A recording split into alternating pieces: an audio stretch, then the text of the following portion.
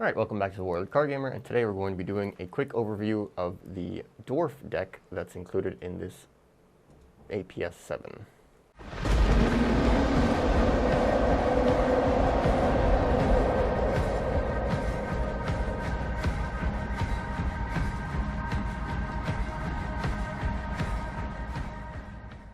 Alright, so as a quick review, remember that when the idea of the 4th edition set was that you would buy one of every single box per set, and these are the 3 boxes, for example, from the Shattered Empires expansion.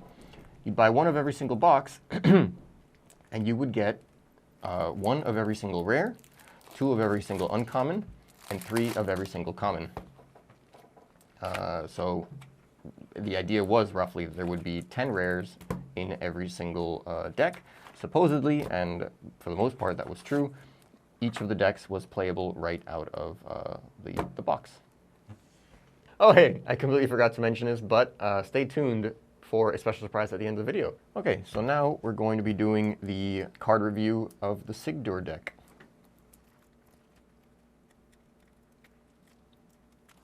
This is obviously for the sake of posterity, and obviously now, I mean, these are all exactly the same, so if you have this in your collection and or if you see it available somewhere, you can decide whether or not you want to purchase it, sell it, and or hold on to it. Alright, so the Warlord is Sigdor. It's a really cool Warlord. I have a deck for him, and I do enjoy playing this a lot. I believe that tokens overall are a very underexplored strategy in Warlord, and it would have been really cool to have more cards that did things like that. So, Sigdor, what does he do? Order. Twice per turn, equip a card from your hand face down to a dwarf you control as War Axe, a level 2 classless item with +3 attack, the weapon trait, and the ability, spend order, perform a melee strike that inflicts an additional wound. So essentially, you get to do, what is it, twice per turn? Yeah, so you can create 2 tokens per turn. Which is awesome because this basically completely negates the possibility of you getting any bad cards in your hand. Anything that's completely, useless for whatever reason, you just throw it onto something as a relatively useful token. And there's some great cards that come in this deck, actually, if I remember correctly, and there's a lot of synergy with Sigdor. So he's an exciting warlord. I really enjoy him. He's got 4 hit points, super powerful for any warlord. So yeah, we get one of them. We got Blunder. Blunder's level 1 dwarf. Spend order until end of turn. Blunder gains the ability react after target character targets a character in this rank with a melee strike. Target must succeed with a dexterity save, DC 10, or suffer 1 wound. This is a trap. So you have to activate it basically as a trap. And so unfortunately, if it had been just a spend react, that'd be so much more useful. But the fact that you have to actually do it proactively means you lose a bit of tempo, unfortunately. And other than that, he's got only a +0 attack, 12 AC. It's not incredible. Nothing to write home about. Fancy, level 2, Wizard Dwarf. There aren't very many Wizard Dwarves, actually, so it's pretty rare. Spend order, target item equipped to a dwarf in your front rank. It's actually not bad. It's a shame that it's in the front rank, because obviously this would be so much more useful in cavalry decks if you could ready somebody's, Griffin from the 2nd rank or the 3rd rank if they're moving forward. So that's the major negative that I can see from that. Focus, level 2 Cleric Dwarf. Once per turn, after target dwarf readies during the decree phase, the target performs an attack, spending as normal. So that has synergy with level 4 Cleric. Mentor, that's what her name is, Mentor. And Mentor basically is level 4 Cleric. You can spend order and ready a dwarf. So that's pretty cool. Alright, Grimmer. Level 5 Dwarf Seer Unique. Spend React. Once per turn, before target non-stunned dwarf suffers wounds from an action by an opposing character, ready the target or the target performs a melee strike. That's pretty cool. Again, we just saw that from Focus. So you can ready it to be able to attack afterwards, or you can use tempo and just perform a melee strike outright. So that's pretty cool. And that was our first rare, actually, outside of the Warlord. Halvadur. Level 4 Cleric, also a rare, Dwarf, Unique. Halvadur may perform Earth actions regardless of class restrictions and gains +1 level for performing them. That's pretty cool. It's a shame that he's a level 4 and that he's unique, though, because that means that if you do happen to have level, any wizard actions in your deck, then unless you have them out, you're not going to be able to use them. Now again, with Sigdor, you can just turn them into axes, but you can throw him into a Loki deck and he'll be able to perform some of those earth actions as well. Spend order until end of turn. Halvadur gains +5 AC and does not stun when falling forward. Okay, kind of cool, but it's a shame that he doesn't either do that to somebody else or that's not on a fighter, because that would have been so much more useful. Obviously, that's something that you could just spend forward instead of stunning forward. Here we go. This is the main meat on the bones here. We got Halvadur. It's a level 3 fighter dwarf, and he has react. Once per turn after Halvadur equips a weapon, ready Halvadur. Oh, look at that. Now it's super useful to have Sigdor as your warlord, because you can attach a weapon to him and you can ready him. And then he has the other ability, which is also super useful. Order, destroy an equipped level X weapon, perform a +X melee strike. So it's awesome. Again, you can attach an axe to him, you can ready him, and he can attack, and then you can order destroy that axe to do another melee strike. So yeah, just overall, there's a lot of synergy going on here. And here's the other one. This is another huge rare in this deck. Hurl, level 4 Dwarven fighter, barbarian. He's got +8 attack, which is pretty high. Only 14 AC, but he's got 3 hit points, which is meaty, beefy. Order, once per turn, destroy a weapon equipped to hurl, performing +5 range strike. So that's super awesome. I mean, obviously, super on character. I mean, just overall, great. Lots of synergy with these two and Sigdor. Definitely two of the best cards in this deck. Ice Gargoyle, level 3 rogue dwarf gargoyle. React once per turn. After target character targets Ice Gargoyle with a melee strike, the target must succeed with a magic save DC 13 or become stunned. This is a water action. Awesome, because obviously he's got built-in protection. It's not a very high DC. Well, I mean, if you, on the off chance that you can stun an opposing warlord with that, that's amazing. He's a rogue though, so obviously not so useful in this deck. That was classless, right? Yeah, it's a level 2 classless item, so at least you can equip it to anybody. The axe. Alright, we got Noose, level 2 rogue Dwarven Scout. React once per turn. Before a character rolls a save roll from a trap, the save gains +3 DC.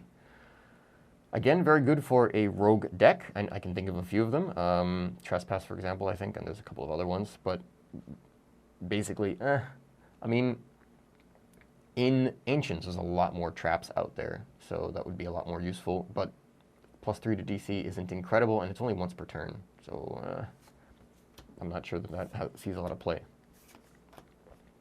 Salvage, level 3 Cleric Dwarf. Once per turn, before target dwarf is killed, return an armor, shield, or weapon equipped to the target to its owner's hand. So basically, just before something is about to die, you can return an item equipped to one of your dwarves to your hand. So that's pretty cool.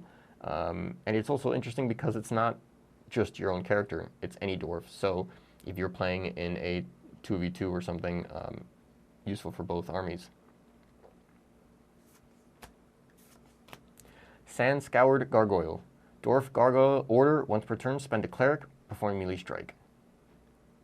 Okay. I guess that's kind of cool because you can strike twice per turn.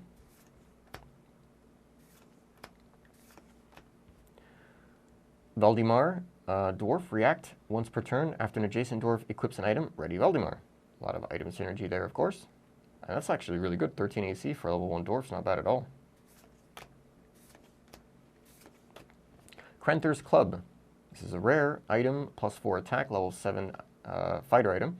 Weapon, once per turn, before this fighter makes a melee strike roll, suffer -5 attack for the strike. The strike inflicts an additional wound. So basically you have -1 over your total, and you do 2 wounds. Or an additional, rather. So you can do more than that. Not too bad.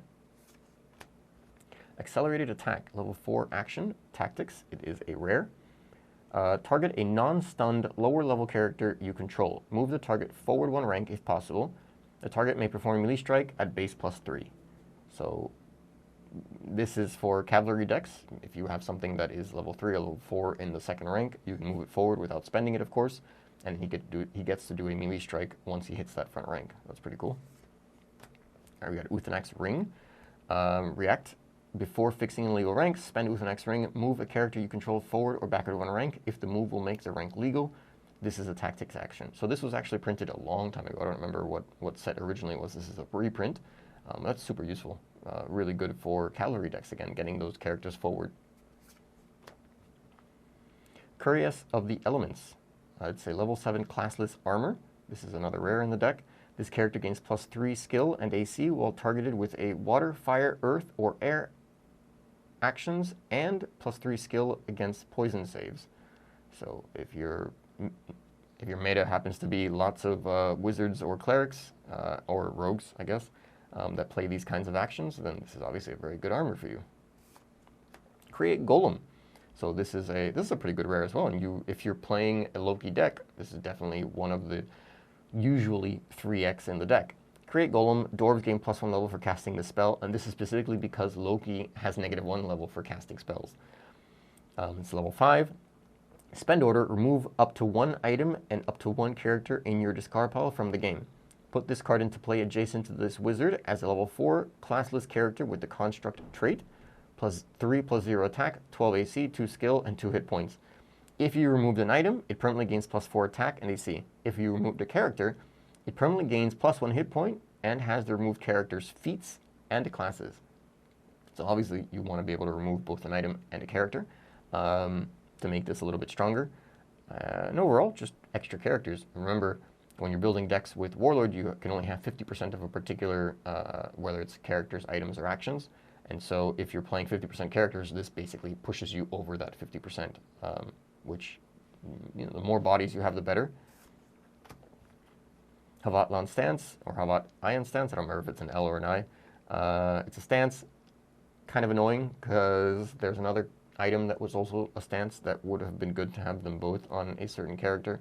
I'm not sure if that's actually, I think that's how it's played nowadays. It's a shame, because in the past it wasn't actually a stance. Stance isn't something that you equip. It's just, technically you can only have 1 stance at a time, but the idea is that you'd be able to know multiple stances. Anyway, the point is that this fighter has an additional melee strike base +1 when he attacks. Beyond the Grave, and that's a reprint obviously. Beyond the Grave, level 3 action fighter, react before this fighter is killed, performing melee strike. If this fighter is level 4 or higher, he gains +7 attack, power attack for the strike. So that's super powerful, just as a really interesting way to instant or react that your opponent might not expect. Especially like in there's a lot of games that are super down to the hair, where it depends on initiative at the beginning of the next turn. And so if you were to lose initiative and they kill one of your big fighters, then you got right here, you have a way of possibly killing your opponent. And it's also before the fighter is killed. So technically, for example, if it's your Warlord versus your opponent, if they somehow kill your Warlord before you die, you get to play this and you might actually win. So this is a really cool card. And then react after this fighter is targeted with an action to spend or stun him. Succeed with a will check DC 17 to cancel that action. So definitely that's super useful as well. Mostly for Overlords and Dragonlords, I think, because a lot of people were using things to try and stun them somehow. But yeah, definitely useful card. Sudden Reversal. This is a level 2 fighter action tactics react. After target character in your front rank is targeted with a melee strike, move this fighter forward 1 rank or within this rank if possible. If the fighter is adjacent to the target, redirect the melee strike to this fighter if possible.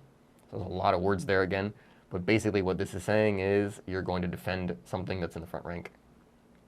It's like an I have your back, and so technically you can either move forward from the second rank, or you can move from, I guess, the right-hand side to the left-hand side of that particular character if you need to save it somehow. Excuse me. Potion of Vigor. This is a level 6 cleric item. Order, destroy the Potion of Vigor, unstun target character within 1 rank.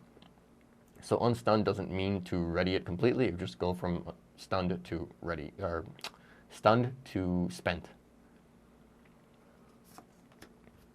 Sandbox, unique level 6 fighter item. Spend react. Before your Warlord makes an initiative roll, he gains +5 to the roll. This is a tactics action. And then react. After you win initiative, destroy Sandbox. This fighter performs an order. I'm not a huge fan of the second part. I mean, they don't work together. Like, you would only do one or the other one usually. Because if you're in the front rank and you want to perform an attack, you don't want to spend a react to it. But obviously you want to help guarantee that you win initiative, so that first action would have been awesome. So technically, it's almost like you have to have 2 of these in game, but you can't because it's unique. So I feel like those are competing abilities. Tiger Trap, level 6 rogue item. It's a trap. React. After target opposing ready character moves into an adjacent rank without spend the Tiger Trap. The target must succeed with a reflex save DC 15 or become spent.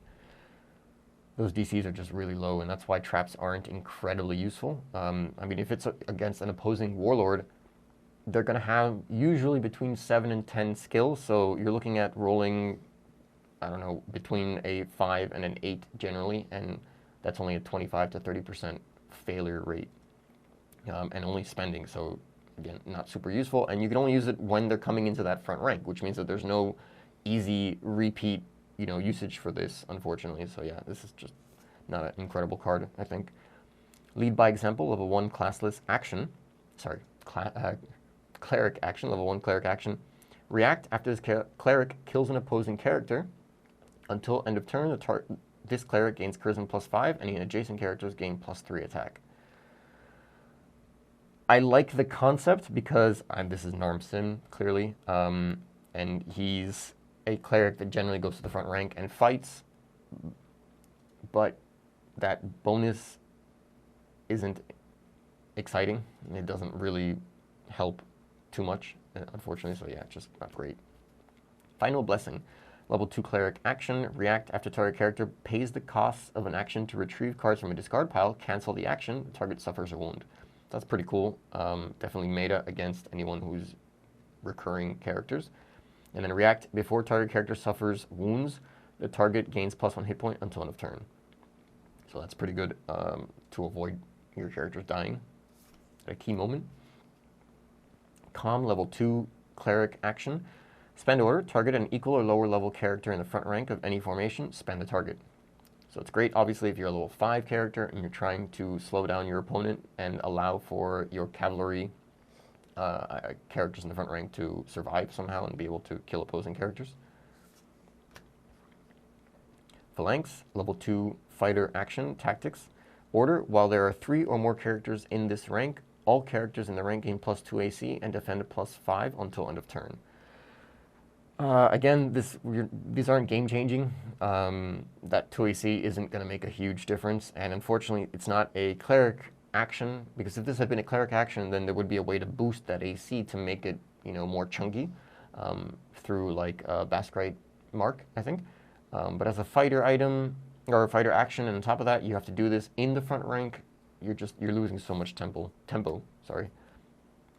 Level 2 tactics fighter action again. We've got Wedge. Order, while there are 3 or more characters in this rank, all characters in this rank gain +2 attack and power attack +5 until end of turn. Now that's useful because of the power attack. The +2 attack is underwhelming again, but that power attack +5, if you're giving it to all of the characters in the front rank, and if you're talking about having 3 or more, so maybe 4 or 5 characters, then that actually might matter, because now you're looking at multiple characters that can do multiple wounds in that one turn. All right, Spear, level 2 fighter item, weapon, react after you win initiative, performing melee strike. So that's cool. Obviously, that gives you a lot of tempo. The problem here is that it's a level 2 item, so you're putting it on relatively lower level characters. Only gives you +1 attack. It doesn't give you any other bonuses. It's not bad, but generally, if you're gonna be playing this, you're gonna be playing this out of some sort of weenie deck, maybe a Devreen weenie deck, because those have a lot of initiative manipulating characters, so that I could see that being useful, but otherwise not too much. You have 2 of those in there. Spiked Spalders, level 3 fighter item with +1 HP or AC. Sorry, it's an armor. React twice per turn after target character targets this fighter with a melee strike. That target must succeed with a Fortitude save, DC 12, or suffer a wound. So I like that because of the concept is great. Obviously, you got spikes on you. If you're going to come and attack me, you need to make sure that you avoid those spikes. If not, you're going to hurt yourself. The problem is that the DC, again, is stupid low. It's only a DC 12. And so, I mean, if you're looking at level 1 characters doing that, then they've got a roughly 50% chance, because they're going to have sometimes 1 or 2 skill. But if you're looking at trying to do damage to a level 3 or 4 or 5 character, which I guess makes sense because, you know, they're more used to battle. But overall, it's underwhelming again. It is really cool though, because if they do suffer a wound, then that means they don't actually get to attack you. So that's the minor powerful upside. Wildman's Mail, level 4 fighter item, +1 AC, armor. Alright, there's a wall of text. React.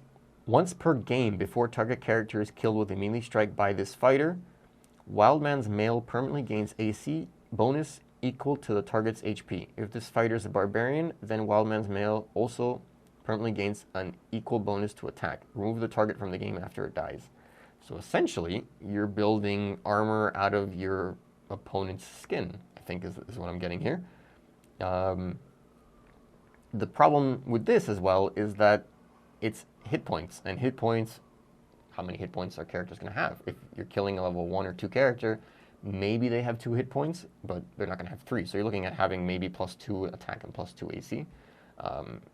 If you kill something with level 3 hit points, A, that was already hard to do, and B, then you have +3 attack and +3 AC, so now you have 4 AC as an armor. Just not great, in my opinion. And that's probably why I had no idea what it did. Anyway, Belt of Bear, level 4 fighter item. It's a +1 attack, and you have power attack +5. If this fighter is a barbarian, he may perform the power attack feat an additional time per turn. See, now that's good. I've definitely seen this played before. This has seen play before. Obviously, power attack allows you to do an additional wound. You have to do a DC 20. So you add your power attack bonus plus your skill, and if you make that, then you do an additional wound on that particular melee strike. So being able to do that twice means that you might be able to do 2 additional wounds in one turn. Yeah, so super useful if you're playing with barbarians. Potion of Strength, level 2 cleric item. Potion, react before target character in this rank targets a melee strike. Discard the Potion of Strength. The target gains +4 attack and power attack +5 until end of turn.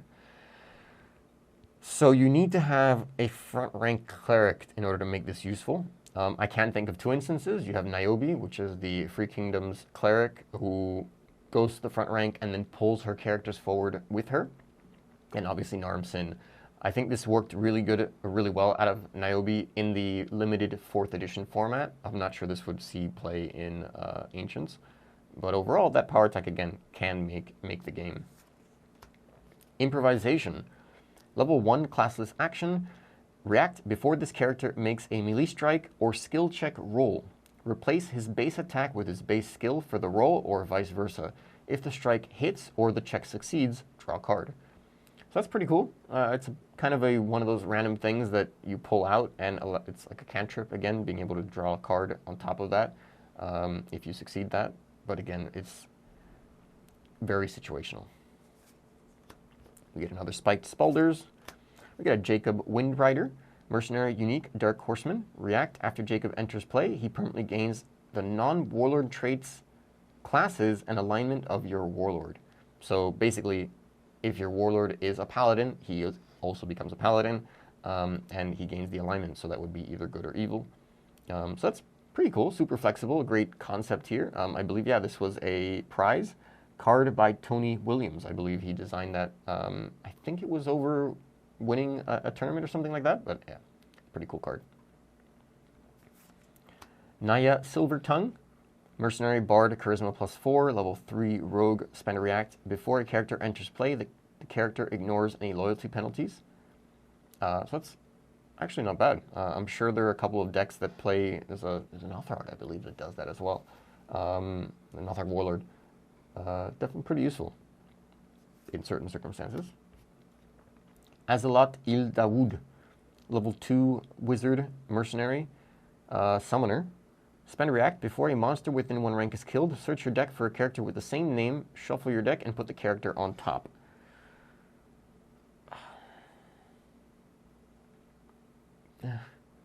I mean, in order for that to be a dependably useful ability, you'd have to have basically level 1 monsters in your deck. Because, I mean, I don't think I'd be playing this in the deck itself. If anything, I'd be playing this as part of my starting army. So there might be an edge case where this would be useful, but overall not incredible. I think what's most useful here is the fact that he's a summoner. That might, I don't remember off the top of my head if there's any level 2 wizard spells that might be useful for that, but the fact, giving any sub-traits to a level 2 character can give you certain flexibilities. Alright, we have Surety in this deck as well. This was again, because when you buy all of the decks in a particular set from the 4th edition, you were supposed to get 3 commons. And so I know there were 2 in the other deck, and this is the 3rd one, I guess. So it's a chosen thrall. Spend a react after a thrall is killed by a character you control, creating a legal 2nd rank. Before fixing the legal rank, move target thrall in this rank forward 1 rank. So again, very underwhelming because essentially, if it's him, for example, if he falls forward, he'd be spending, and if you use his ability, he spends and then allows himself to move forward without spending. It's not incredibly useful. If it had been for any of the chosen, that would have been super useful, but otherwise just not great. Force people, again, super useful for, the concept is useful for warlords that care about the level of the thralls that they kill, but the fact that he's level 1 and the fact that you have to, I mean, you're adding those levels to him, and he's just going to get a target on his head, and he's going to be targeted by your opponent very quickly. So anyway, yeah, I think I can guess, but I'd love to give some of these cards away to you guys. Just like and subscribe, of course, and drop a comment below about which card you would love to have in your deck and why. 2 weeks after we make this live, we will choose and pin somebody's comment and send that out to you. So yeah, like, subscribe, and we'll see you in the next video. Thanks for watching.